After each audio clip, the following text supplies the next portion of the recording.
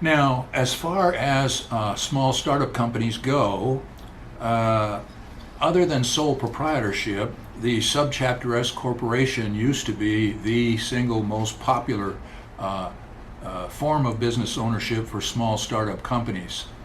But one of the other disadvantages of being incorporated that we didn't talk about yet is when you form a corporation, there are certain corporate formalities that you must go through and then you must maintain on an annual basis, or you may lose your status as a corporation, you may lose your protection from liability. So, for example, corporate formalities are that to form the corporation, you prepare articles of incorporation and you file those with the Secretary of State's office and you pay a fee. And then the Secretary of State's office issues you back a stamped, approved set of articles of incorporation, and that's basically your corporate charter. That's your license from the state saying you are incorporated. But you're not done. Once you have your articles of incorporation, you must prepare a set of corporate bylaws, a set of rules by which you will govern your corporation.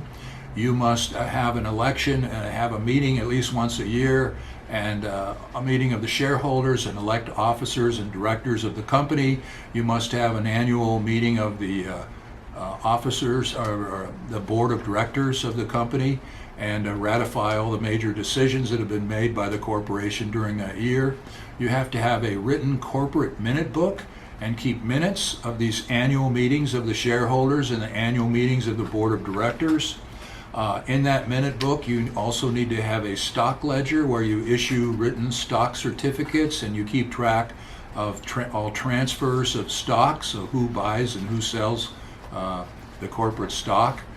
And this isn't all that complicated to do, but it does require time and it does require planning and written notices and minutes of meetings.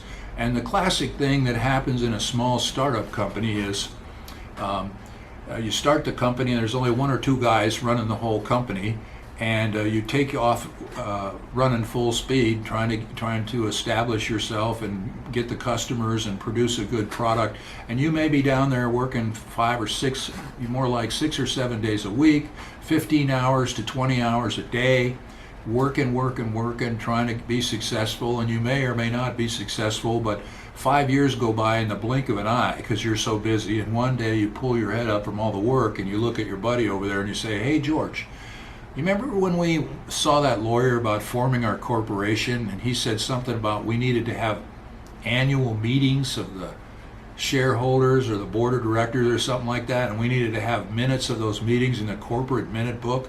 You remember that?" And George says, "Yeah, I remember something about that." And he says, "Well, have we ever done that?" He says, "Well, we did it that one time when we formed the corporation with the lawyer, but I don't remember doing it since then." Yeah, so 5 years have gone by. You've never had another meeting of the shareholders or the board of directors. You have no minutes of those meetings in your minute book. You have not maintained your corporate formalities. So now if your business fails and your unhappy unpaid creditors are looking for somebody to sue, they may be able to sue right through what's called piercing the corporate veil. They can sue right through the shell of liability, the shield of liability that comes with being incorporated, and sue you individually as the individual shareholders. So maintaining the requirement that you maintain corporate formalities is a big disadvantage for being incorporated, because if you fail to do that, you may lose your protection from liability. But that is also one of the reasons why the relatively new kid on the block, the limited liability company, has probably replaced subchapter S corporation as the second to sole proprietorships, the most popular form of business ownership for small startup companies. And when we get to limited liability companies, we'll talk about that in a bit more detail. But the key thing is, in a limited liability company, you have the same kind of protection from liability that you have when you incorporate, but you're not required to maintain those corporate formalities. And if you're not required to maintain them, then you're way less likely to mess them up and lose your liability protection. So limited liability companies have become very popular and probably have replaced subchapter S corporations in terms of popularity for small startup companies. Some people might disagree with me about that, but that's just kind of the impression that I have. In terms of setting up a corporation, if it's a big investment that you're looking for, you may go ahead and have promoters and prepare a prospectus and approach potential investors and ask them, if you do set up this corporation, would they be willing to buy a certain number of shares? And those are called subscriptions or subscribers. And if it looks like you're going to be able to raise enough money, of course you have to comply with Securities and Exchange Commission rules on seeking investors, and we will talk about that in detail when we get to the where do I get the money section of this course. But if you're going to go ahead and incorporate either with your own money or it looks like you're going to have enough investors, then you prepare your articles of incorporation, file them with the Secretary of State's office, and pay the fee. They issue the articles back to you, and you're now chartered as a corporation.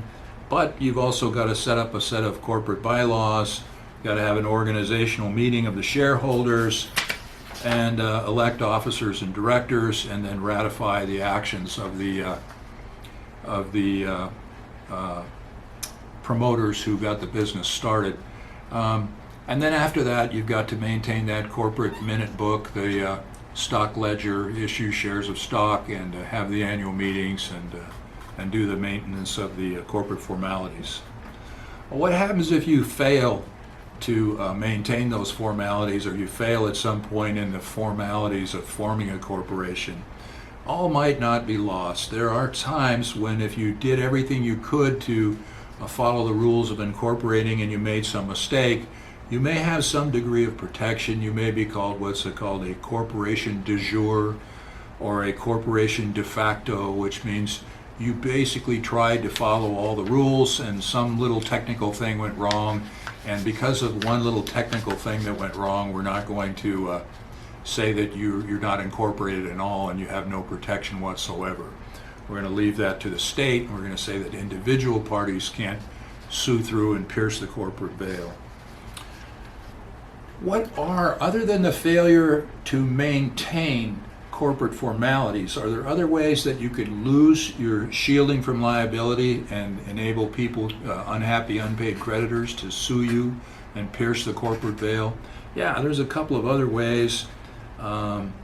If a person thinks that they are loaning money to you as an individual or extending credit to you as an individual, and you trick them into signing on with your corporation instead of you as an individual, well, they may be allowed then to come and sue you personally. But other ways that are more common are if you are too thinly capitalized, you form a corporation with so little corporate money or assets in it that you know that the thing's going to fail, and so everyone that you get to invest in the company or loan money to the company, you know they're never going to get repaid, you know the business is going to fail, so it's almost a fraud when you obtain credit based on the assets of that company. If you're undercapitalized, or you have what's called watered stock, which means you're charging $100 a share for stock in a company that's worth $3 total, you may be in trouble there. But the other one, the most common one for small startup companies, is what is called commingling of assets.